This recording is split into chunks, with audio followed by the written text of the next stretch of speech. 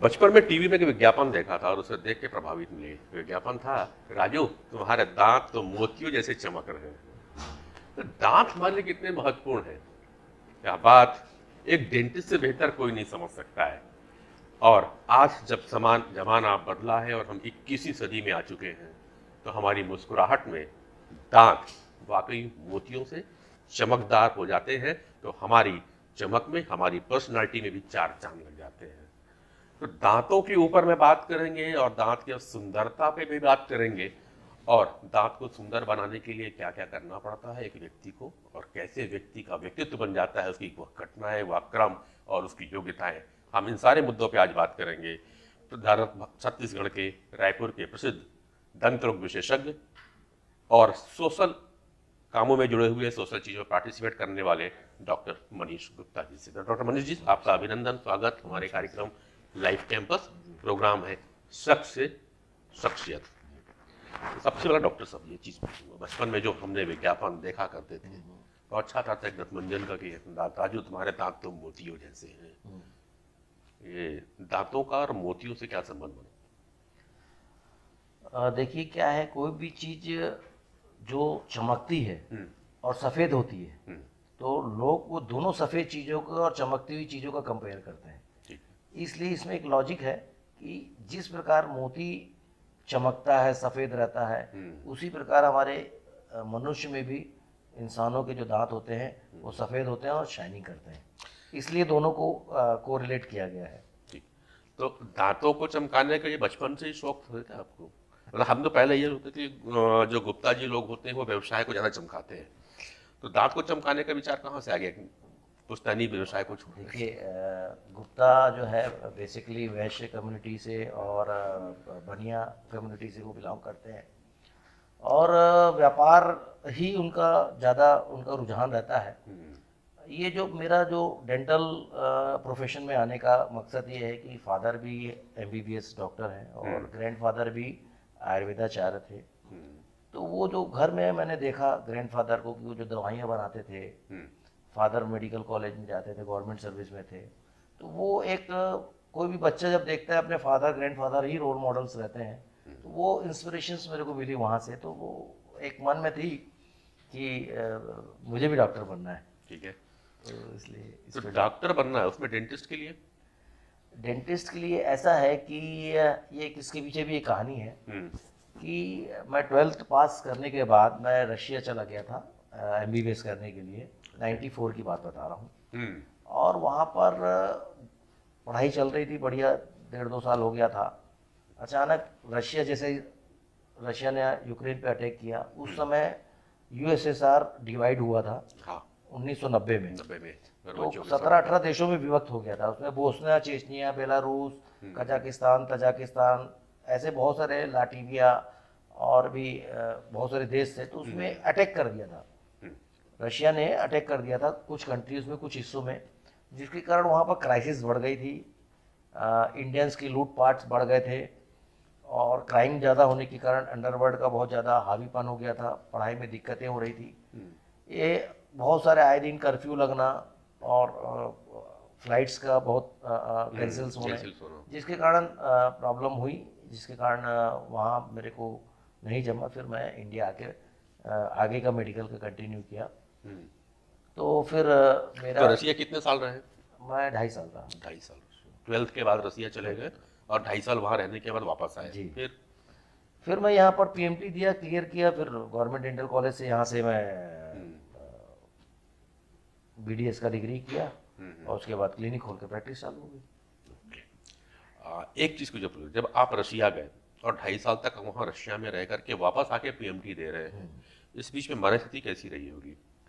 क्योंकि एकदम इजी नहीं होता है डॉक्टर मनीष कि एक बार हम किसी और पढ़ाई को जाएं और एमबीबीएस का टैग लगा हो, बाहर चला गया है बंदा, फिर लौट करके अपने कंट्री में आए अपने बीच में और फिर से तैयारी करे।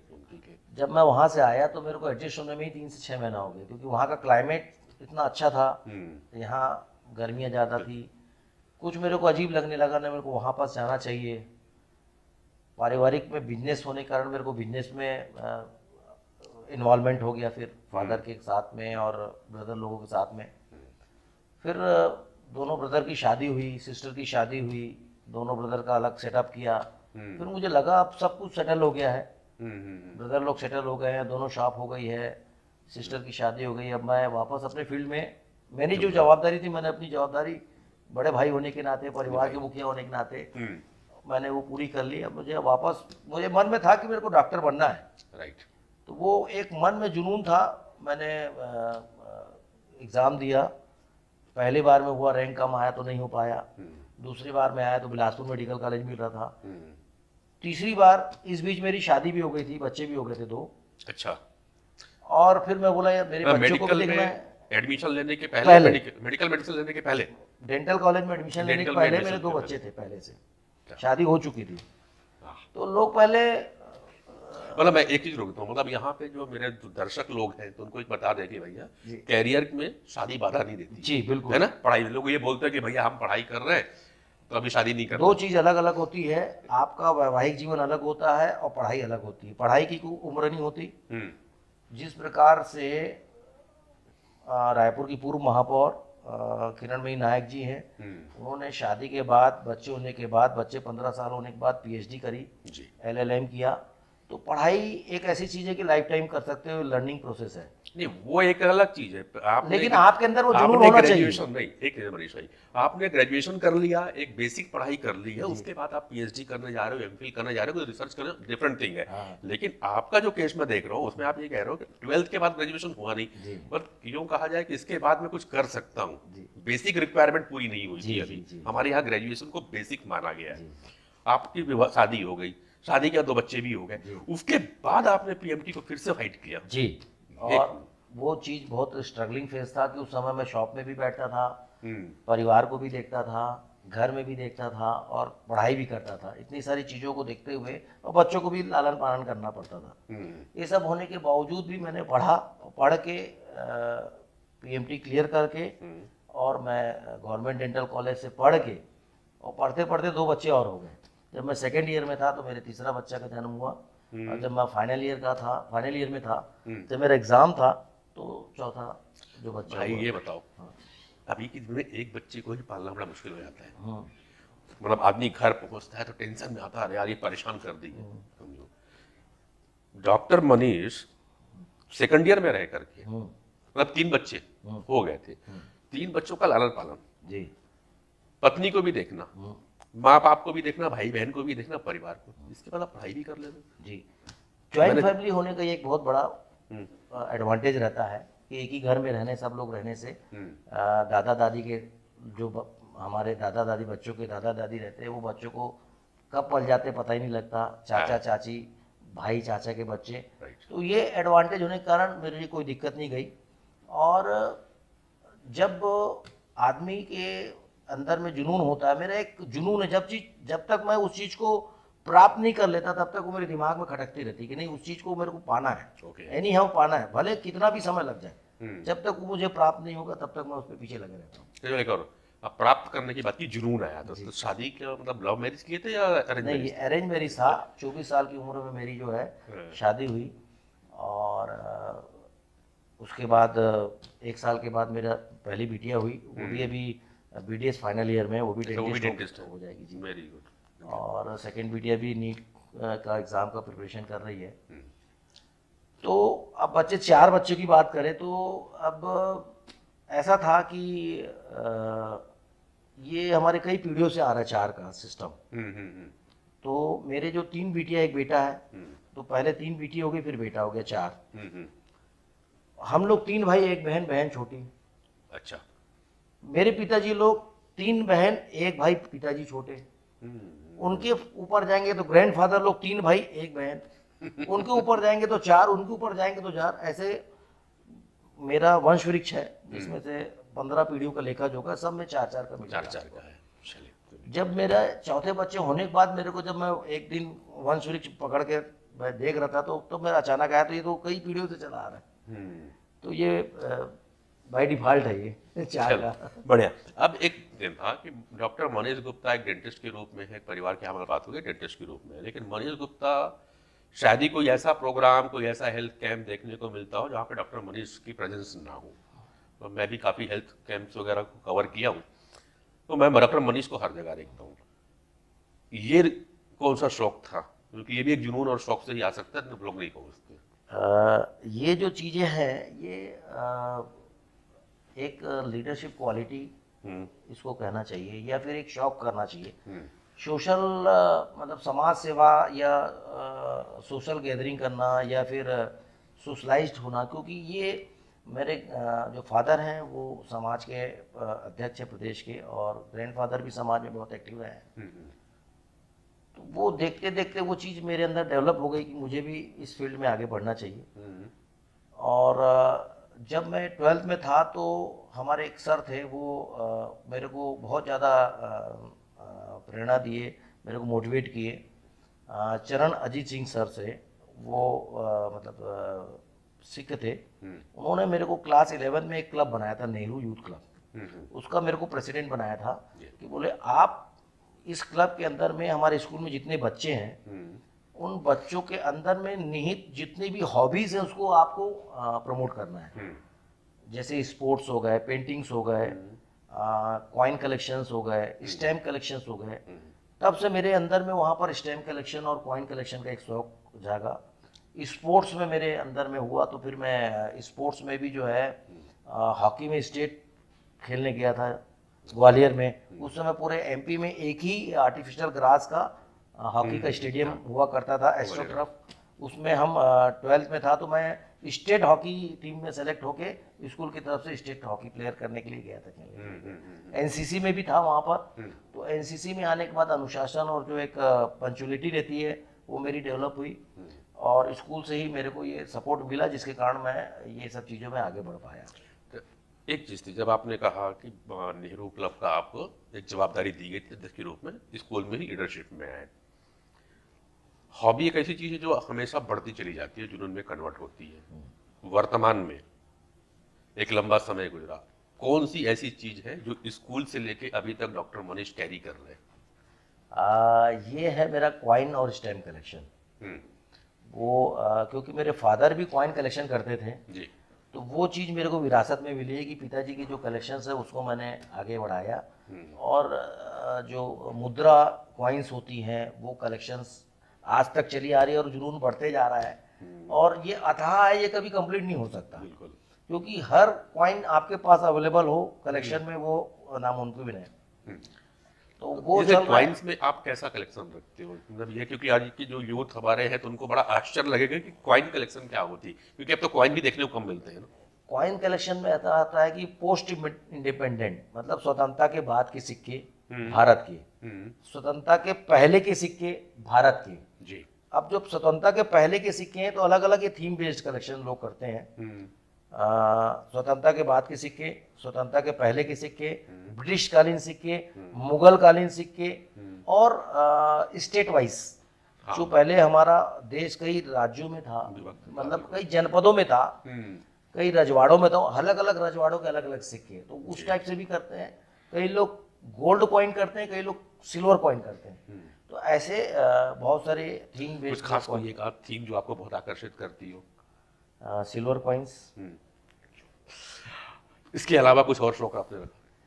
उसके अलावा अब ऐसे जैसे कभी आज क्लिनिक में ज्यादा काम नहीं है या फिर घूमने, कुछ और ऐसा कोई शौक? मुझे लिखना और पढ़ने का बहुत शौक है, और मैं एक पुस्तक भी लिख रहा हूँ। जी। एक मेरा विषय है बहुत उस विषय में मेरे को बहुत अच्छा रहता है, मैं पढ़ता हूँ उस विषय में। एक तो इतिहास, दूसरा धर्म, शास्त्र, संस्कृति और सभ्यता। ठीक। ये मेरे 4-5 विषय हैं जिसके ऊपर मुझे बहुत अच्छा लगता है, और मैं निरंतर इस विषय पर पुस्तक लिखता भी हूँ। इसके ऊपर ट्रेनिंग भी मैंने दिया है, और स्किल डेवलपमेंट के ऊपर शौक रहता है कि अपने स्किल को कैसे डेवलप किया जाए। सॉफ्ट स्किल ट्रेनर के रूप में भी मैं 3-3 दिन का वर्कशॉप और ट्रेनिंग देता हूँ JCI के माध्यम से, और विभिन्न लायंस क्लब के माध्यम से, और भी विभिन्न समाज के प्लेटफॉर्म से, और जो बिजनेस ऑर्गेनाइजेशन है जैसे छत्तीसगढ़ चैम्बर ऑफ कॉमर्स है, कैट हो गया, सराफा एसोसिएशन हो गया, ऐसे विभिन्न संस्थाओं के माध्यम से मैं सक्रिय रहता हूँ, और वहाँ पर इस तरह से सोशल और काम करते हैं। मैं एक और, जैसा भी आपने नाम लिया कुछ संस्थाओं में, जेसीआई का जो एक विंग है, एक चैप्टर है, मेडिको सिटी का। तो जो मुझे जानकारी मिली कि पहले जेसीआई में मेडिको सिटी का नाम यहाँ रायपुर में नहीं हुआ करता था, और फर्स्ट किया तो मालूम चला कि उसके फाउंडर में से आप एक हैं। ये जेसीआई का जो ग्रुप था, से एक मेडिको सिटी अलग से बनाने की क्या आपको क्यों लगी थी? देखिए, जेसीआई एक इंटरनेशनल लेवल का ऑर्गेनाइजेशन है। 1915 में अमेरिका में हेनरी गिब्सन ने इसकी स्थापना की थी। उसका मेन उद्देश्य ये है कि एक्टिव सिटीजन बनाना। एक्टिव सिटीजन का मतलब ये होता है कि बंधुत्व की भावना डेवलप करना, और जो व्यक्ति अपने लिए काम कर रहा है, अपने लिए जी रहा है, वही काम दूसरे के लिए भी करे। ठीक है।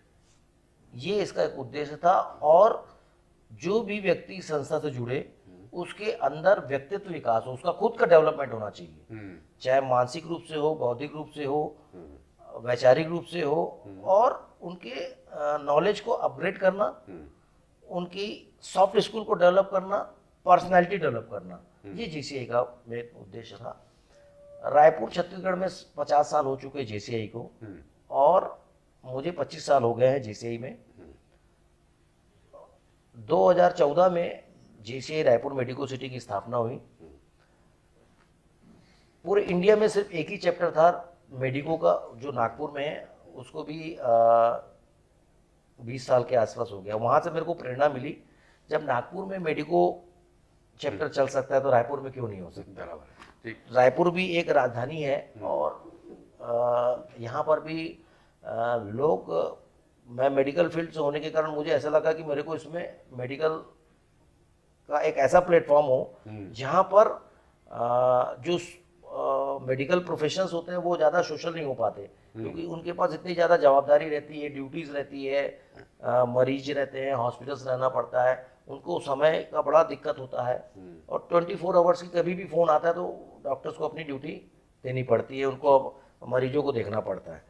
तो वैसे तो मेडिकल प्रोफेशंस में अलग अलग एसोसिएशंस बने हुए हैं, Indian medical association, Indian dental association, physiotherapy है, आयुर्वेदिक है, लेकिन ये सब अलग अलग एक ही प्रोफेशन के होने के कारण वहाँ सीनियर, जूनियर और कुछ कंपटीशन की भावना होती है। इससे हट के ऐसा प्लेटफॉर्म बनाया जाए जिसमें पांचों फेटर्निटी एक मंच पे आ जाए, जिसमें एलोपैथी हो, डेंटल हो, आयुर्वेदिक हो, होम्योपैथी हो और फिजियोथेरेपी हो, और भी विधाएं के जो डॉक्टर्स हैं, जो पैथी चलती है जो मेडिकल में, जिससे मरीज क्योर होता हो, ऐसे विधाओं को एक मंच पे लाकर एक सोशल प्लेटफॉर्म बनाया जाए, ताकि आम पब्लिक के बीच में डॉक्टर्स इजीली जा पाएं और वो बहुत आसानी से डॉक्टर से इजीली कनेक्ट हो पाए। जो गैप है वो गैप हट जाए। मैं आपकी बात तो हुई, मैं एक चीज आप कह रहे थे कि सोशल का समझ में आया कि आप डॉक्टरों को सोशल बहुत कम जुड़ पाते हैं, तो उनके लिए आपने एक फोरम बना दिया, आ गए। एक और कहीं पर्सनालिटी की, डॉक्टर तो पर्सनालिटी वाइज खुद ही स्मार्ट होते हैं, तो जेसीआई में डॉक्टरों की पर्सनालिटी को निखारने के लिए क्या करते हो? अब इसके लिए क्या आवश्यकता भी क्या है उसकी? बहुत जरूरी है, बहुत बहुत अच्छा आपने प्रश्न किया कि हर व्यक्ति हर विधा में मास्टर नहीं हो सकता। डॉक्टर पढ़ा लिखा है, एजुकेटेड है, अपने फील्ड में मास्टर है, लेकिन अगर उसको मंच में बोल के, माइक में बोलने के लिए बोला जाए, 1000 लोगों के बीच में बोलना है या 500 लोगों के बीच में, तो उसका फियर हो जाएगा, स्टेज फियर आता है, वो नजर नहीं मिला पा रहा है, वो माइक में नहीं बोल पा रहा है। तो हम जेसीआई में इस चीज की ट्रेनिंग देते हैं, इफेक्टिव पब्लिक स्पीकिंग के ऊपर, कि मंच पे खड़े होके आप इतने लोगों के बीच में कैसे बात करें, अपनी बात को कैसे रखें, ये एक चीज जो है जेसीआई होती है। दूसरा होता है कि एक लीडरशिप क्वालिटी को डेवलप करना। लीडर का मतलब ये होता है कि आप जिस फील्ड में हो, एक ऐसे मुकाम पे पहुंच जाए तो उसको लीडर कहा जाता है। अगर आपके अंदर वो लीडरशिप क्वालिटी डेवलप हो जाती है, आपके अंदर वो मैनेजमेंट स्किल डेवलप हो जाती है, तो जिस प्रकार से आप अपने शादी में कैसे मैनेज करते हो, उसी प्रकार से आप अपने हॉस्पिटल क्लिनिक में कैसे स्टाफ को मैनेज करना है, ये जेसीआई में सिखाया जाता है। कैसे माइक में, मंच पे खड़े होकर बात करना है, ये जेसीआई में सिखाया जाता है। आपको लीडर कैसे बनना है, ये आपको सिखाया जाता है, कि आपको कैसे बात करना है, आपकी वाक कटुता क्या होनी चाहिए, आपको बोलने की शैली क्या होनी चाहिए, आपका आई कांटेक्ट कैसे होना चाहिए, आपकी माइक पकड़ने की स्टाइल और गैप कितना होना चाहिए, स्टैंडिंग पोजीशन क्या होना चाहिए, आई कांटेक्ट क्या होना चाहिए, ये बहुत सारी बारीक बारीक चीज़ें होती हैं जो हम JCI के माध्यम से सिखाते हैं लोगों को। ठीक। डॉक्टर मनीष, अभी इतनी तो बातें आपकी JCI वगैरह की हो गई है, अब मैं फिर से एक बार चलूँगा आपके पुराने उस पे, रसिया जाने के पहले और रसिया से लौटने के बाद में कुछ अविस्मरणीय क्षण जो आज भी सोच के मनीष हंस देते हूँ। मैं डॉक्टर मनीष नहीं पूछ रहा हूँ, मनीष को पूछ रहा हूँ कि वैसे कोई घटनाएं आती होंगी कि अब देख के लगता होगा यार ये चीज़ मेरे जीवन में बहुत अच्छी, क्या मजा आ जाता है कभी कभी थकान में बैठे। वो बहुत अच्छा पल है कि जब मैं रशिया में था, मेरी शादी नहीं हुई थी, तो बहुत से लोग वहाँ पर रशियन लड़की के साथ शादी कर लेते थे। तो वो एक अट्रैक्शन इतना ज़बरदस्त था कि मुझे भी लगा कि मुझे भी शादी कर लेना चाहिए वहाँ पर। और बहुत से मित्र लोग रशियन गर्ल्स से शादी की है और रायपुर में ही है, उनको लेके भी आए हैं।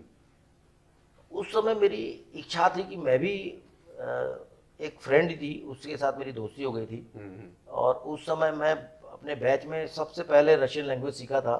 उस समय ना वहाँ इंग्लिश होती थी ना हिंदी, सिर्फ रशियन में ही बात करना, रशियन में ही पढ़ना, बोलना, लिखना सब है। तो एक अट्रैक्शन हो गया था। और वहाँ पर जो वातावरण था, मैं जिस शहर में था, ओडेसा शहर का नाम था, वो पूरा सी पोर्ट है, पूरा हर सैटरडे को सी बीच में जाना और जो मस्ती और स्पोर्ट्स वहाँ कंपलसरी था। और म्यूजिक का क्लास भी आपको कंपलसरी अटेंड करना था। तो वो म्यूजिक और स्पोर्ट्स के कारण जो मेरी फिटनेस और जो मेरी एक्टिविटी थी वो परफेक्ट, मतलब एक शेड्यूल्ड हो गई थी। तो मन में आया कि मैं भी शादी करके इंडिया ले जाऊं। बिल्कुल। लेकिन फिर जब मैं घर में पापा जी से बात करता था तो पिताजी बोलते थे, बेटा मैं समाज का अध्यक्ष हूँ और आप इंटरकास्ट शादी करेंगे तो मैसेज गलत जाएगा। और मेरे विचार से शादी समाज में करनी चाहिए और आप भले अपने पसंद से करिए, समाज में करिए, जो पसंद है लड़की उससे करिए, लेकिन समाज में करिए।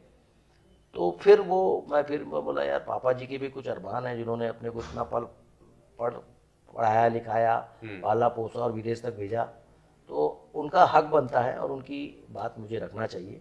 तो फिर मैंने उस चीज़ को, प्यार पे संस्कार ने विजय पा लिया, ऐसा कहूँ।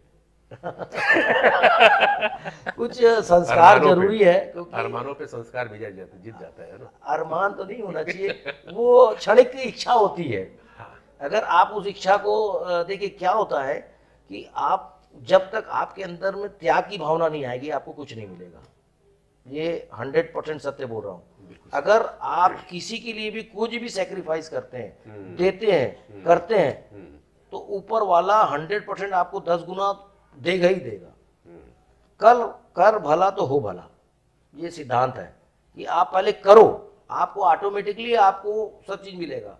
तो जब मैंने वो छोड़ा तो मेरे को जो पत्नी मिली वो बहुत अच्छी मिली, संस्कारी मिली, जो पढ़ी लिखी, शादी के बाद भी उन्होंने पोस्ट ग्रेजुएशन किया, 4 बच्चों की माँ भी है, पूरा घर भी संभालती है और दुकान भी संभाल रही है। आज की डेट में वो बिजनेस वूमन है। वाह, चलिए। तो इतनी सारी चीजें, ऐसा तभी होता है कि ये संभव नहीं था रशियन लड़की के साथ। बिल्कुल कभी नहीं हो पाता। कभी मैं इसलिए कहा कि आपके अरमानों पे संस्कार जो हुआ, हावी हुआ और उसका फल आपको एक संस्कार के रूप में मिला और कहीं ना कहीं वो पूरे परिवार में संस्कार दिखाई भी देता है। और डॉक्टर मनीष में खुद एक संस्कार इस तरह से दिखता है। मनीष जी, रायपुर के अंदर में आप काफ़ी एक्टिव रहते हैं, हेल्थ को लेकर के अलग अलग क्लब है, सोसाइटी, सब में चीज़ें में हैं, जिसके चक्कर में परिवार को कम समय दे पाते हो। हालांकि आपने जिनकी पत्नी बहुत अच्छी मिली है, कभी ऐसा नहीं लगता कि मैंने परिवार से कुछ समय निकाल करके समाज को कुछ ज़्यादा दे दिया है? ये बहुत अच्छी बात कहा है आपने। बट नेचुरली जब हम सोशल लाइफ जीते हैं या दूसरों के लिए सोचते हैं, करते हैं, तो आपका परिवार 100% डिस्टर्ब होता है। लेकिन उसको मैनेज करना भी आना चाहिए आपको, कि एक क्वालिटी में टाइम रहा। जब आप व्यापार कर रहे हैं तो व्यापार करें 100%, जब आप सोशल करें तो सोशल ही काम करें, जब आप फैमिली के साथ है तो बाकी सब बंद कर दीजिए, फैमिली की बात करें आप। तो जो क्वालिटी में टाइम होता है ना, भले 1 घंटा दे परिवार को, लेकिन 100% दे, तो आपकी फैमिली 100% सेटिस्फाइड रहेगी। तो फिर मैंने मैनेजमेंट किया कि एक सर्कल बनाया, उसमें 5 ब्लॉक बना लिया, अच्छा। बिजनेस और प्रोफेशन, हम्म सोशल लाइफ, हम्म पर्सनल लाइफ, हम्म फैमिली लाइफ, हम्म और एक आपका जो आपके हॉबी के लिए है, आपका उसके लिए। तो उसको मैनेज करने के लिए मैं चार्ट बनाया कि 24 घंटे में ही इसको कितने कितने घंटे डिवाइड करूं, और उसको चेंज करते रहता हूं। ऐसा नहीं कि 5 घंटा मतलब 5 घंटा डेली, उसको वेरिएशन करेंगे तो ऑटोमेटिकली सब चीज एडजस्ट हो जाता है। तो ये चीज मैनेज करना आना चाहिए, ये मैनेजमेंट स्किल है, ये आपको सीखना पड़ेगा। बिल्कुल। और ये सीखने के लिए आपको उस फील्ड में उतरना पड़ेगा। जब तक आप नहीं उतरोगे ना, तब तक वो नहीं समझ में आएगा। जैसे अपने को किसी अच्छी चीज का अनुभव लेना है, तो आप समुद्र किनारे चले जाइए, बढ़िया ठंडी हवा आ रही है, बैठे हैं बढ़िया फर्स्ट क्लास, आपको बहुत अच्छा लगेगा। थोड़ा सा और आनंद लेना है तो आप ये थोड़ा सा पैंट पैंट को ऊपर ऊपर करिए करिए। और पानी में जाइए, तो पानी की जब लहर मिलती है जी। तो आपको बहुत और आनंद आएगा। और आनंद लेना है तो आप पानी में, समुद्र में नहाइए, तो जब लहरें आती है, जब फेंकती है, तो और बिल्कुल, आनंद आएगा। बिल्कुल। अब आपको और कुछ पाना है हम्म तो आपको समुद्र के अंदर उतरना पड़ेगा, जाना पड़ेगा तय तक, बिल्कुल, गोता लगाना पड़ेगा। गोता लगाना पड़ेगा, प्लस तब आपको वहां से मोती निकलेगा। सही है। तो कोई भी चीज प्राप्त करने के लिए आपको धीरे धीरे धीरे धीरे उसके अंदर तक उतरना पड़ता है। तो वो एक दिन में नहीं होता, समय लगता है। जब आप किसी मुकाम में, जैसे मैंने जेसीआई में बहुत सारी ट्रेनिंग अटेंड की है, इंटरनेशनल लेवल का पोस्ट होल्डर हूँ, जेसीआई सेनेटर एक इंटरनेशनल पदवी होती है। जी। और इंटरनेशनल कॉन्फ्रेंस भी मैंने कई अटेंड किए हैं, वर्ल्ड्स के, और मलेशिया, सिंगापुर, जापान, और ब्राज़ील और ट्यूनीशिया, ऐसे हर साल अलग अलग देशों में इंटरनेशनल कॉन्फ्रेंस होती है। उसमें मैं गया, वहाँ पर बहुत सारे इंटरनेशनल लोगों के मेरे को इंटरेक्शन करने का मौका मिला, इंटरनेशनल स्पीकर की मतलब उनकी ट्रेनिंग अटेंड करने का मौका मिला। जी। तो बहुत चीज़ मेरे को उनके अनुभव शेयर्स हुए, तो वो चीज़ मुझे प्राप्त होती गई, और मैं उस चीज़ को प्राप्त किया और उसको अपने ऊपर उतारने की कोशिश की। चलो, अभी आपकी सारी चीज़ें बातें अपन लगभग हर पहलू आपसे जानी, और आपने बहुत अच्छी बातें यहाँ पे और लोगों को मोटिवेट भी किया। निश्चित रूप से मानता हूँ कि हमारे दर्शक डॉक्टर मनीष से मोटिवेट तो होंगे, और कुछ लोग शायद होता है कि आपसे संपर्क भी करें कि शेड्यूल कैसे बनाना है, क्योंकि परिवार और समाज, दोस्त, व्यवसाय, सबको एक साथ मैनेज कर पाना बड़ा मुश्किल है, और खास करके आज के समय में। तो थोड़ी सी टिप्स आपसे जरूर लोग लेंगे, और मैं भी लूँगा, क्योंकि आए दिन घर पे तो कुछ ना कुछ झगड़ा हो ही जाता है किसी न किसी चीज़ को लेकर के। खैर, अब इस पे एक बात ये, अभी जो युवा वर्ग आ रहा है, चाहे वो डॉक्टर्स को, चाहे किसी भी फील्ड का हो, इवन आपकी डेंटिस्ट्री की फील्ड का भी है, अब वो स्माइल नहीं है जो स्माइल डॉक्टर मनीष के चेहरे पे देखने को मिलती है, मैक्सिमम डेंटिस्ट में देखने को नहीं मिलता है। कुछ पाने की ललक में वे कुछ फ्रस्ट्रेट से भी नजर आते हैं। बहुत कुछ समय पे पाना रहता है। एक प्रेरक के रूप में, एक मोटिवेटर के रूप में डॉक्टर मनीष गुप्ता उन्हें क्या संदेश देते हैं अपने छोटे भाइयों को? सबसे पहले तो आपको त्याग की भावना आपको डेवलप करना है, सेक्रीफाइस, रेजिलियंस जिसको बोलना चाहिए, सहनशीलता, जितना सहोगे उतना लहोगे। दूसरा होता है कि आपको कन्विंसिंग पावर आना चाहिए, कि आप लोगों को अपनी बातों को इतने अच्छे ढंग से रखो, कन्विंस कर पाओ। आप अपने परिवार को, अपने पत्नी को, बच्चों को कन्विंस कर पाओ। आप अपने प्रोफेशन में अपने पेशेंट्स को कन्विंस कर पाओ। आप अपने फ्रेंड्स को कन्विंस कर पाओ। दो चीज। तीसरा, आपको नॉलेज होना चाहिए, कि जब तक आपको नॉलेज नहीं रहेगा तब तक आप ये सब नहीं कर पाएंगे। तो पहले आप नॉलेजेबल बने। दूसरा, आप रेजिलियंस, आपकी सहनशीलता होनी चाहिए। तीसरा, आपको कन्विंसिंग पावर होना चाहिए, लोगों को आप अपनी बातों को प्रभावी ढंग से रख सकें। चौथा, आपका एफिकेसी, कॉन्फिडेंस लेवल होना चाहिए, कि आप जिस ज्ञान को प्राप्त किए हैं उस प्राप्त करने के बाद उसका उपयोग करें कॉन्फिडेंस के साथ में। आप ज्ञान ले लिए, पढ़ लिए, लेकिन उसका कोई मतलब नहीं जब तक उसको उपयोग ना करें। जो आप सीखे हैं वो लोगों को सिखाएं। जो आपका एक्सपीरियंस है वो लोगों को शेयर करें। लोग शेयर नहीं करते हैं। सही। और संतुष्ट होना सीखे, जो है उसी में संतुष्ट ही। अपेक्षाएं इतनी ज्यादा हो गई है लोगों की, जिसके कारण जो चीज की आपूर्ति, जो सोचते हैं, अपेक्षा कर लेते हैं, वो प्राप्त नहीं होती, तो वो दुख होता है। कि मुझे बहुत बड़ा बनना है, बहुत जल्दी बनना है, बहुत पैसा कमाना है, बहुत नामी गिरामी डॉक्टर चाहिए। नामी गिरामी डॉक्टर इतनी जल्दी नहीं बनता, समय लगता है। आज अमिताभ बच्चन को भी 40 साल हो गए वहाँ सुपरस्टार बनने में। सही। और आप बोलो कि 10 साल में कोई चीज़ हो जाए, 5 साल में हो जाए, वो नहीं है, नामुमकिन है। उसके लिए कंटिन्यू आपको निरंतर उस फील्ड में काम करते रहना चाहिए, उसको ब्रेक नहीं करना चाहिए, कंटिन्यूशन। आपको सफलता मिले चाहे ना मिले, आपको वो काम कंटिन्यू करते रहना चाहिए। लोग करते करते ब्रेक करते हैं ना, यही हताशा होती है, इसी के कारण स्माइल चेहरे से खत्म हो जाती है। जी। तो ये कारण है। मतलब दांत के डॉक्टर कहते हैं ना, मोती सी चमक होनी चाहिए दांतों में, तो शायद स्माइल भी उतनी ही अच्छी होनी चाहिए, तभी तो दांत दिखेंगे। नहीं तो लोगों को दांत छुपा के हंसना पड़ता है। डॉक्टर मनीष, एक अंतिम प्रश्न मेरा आपसे रहेगा कि इतनी सफलताओं के बाद आप एक संतुष्ट व्यक्ति के रूप में आते हो, वो आपकी स्माइल बता देती है, आपकी बॉडी लैंग्वेज हर जगह पे आप एक उत्साहवर्धक, मेरा खुद उत्साहित रहते हो जहां भी आप जाते हो, पर कहीं कुछ चीजें लगती है कि यार अभी अधूरी है, ये मिल गई होती तो अच्छा रहता। मैं नशिया वाली की बात तो नहीं कर रहा हूँ। नहीं नहीं, देखिए क्या होता है कि मैं बताया नहीं कि आदमी की अपेक्षा है, मेरी भी अपेक्षा है कि मैं एक ऐसे लेवल में पहुंचूं, रिनाउंड पोजीशन में पहुंचूं कि जहां लोग लालायित रहें कि नहीं, मुझे इसी डॉक्टर से ही इलाज करना है, या इसी डॉक्टर के पास ही मेरे पास जाना है। वो लेवल अभी बचा हुआ है, तो मैं लगा हुआ हूँ। और मैं क्वांटिटी पर विश्वास नहीं करता, क्वालिटी पर विश्वास करता हूँ।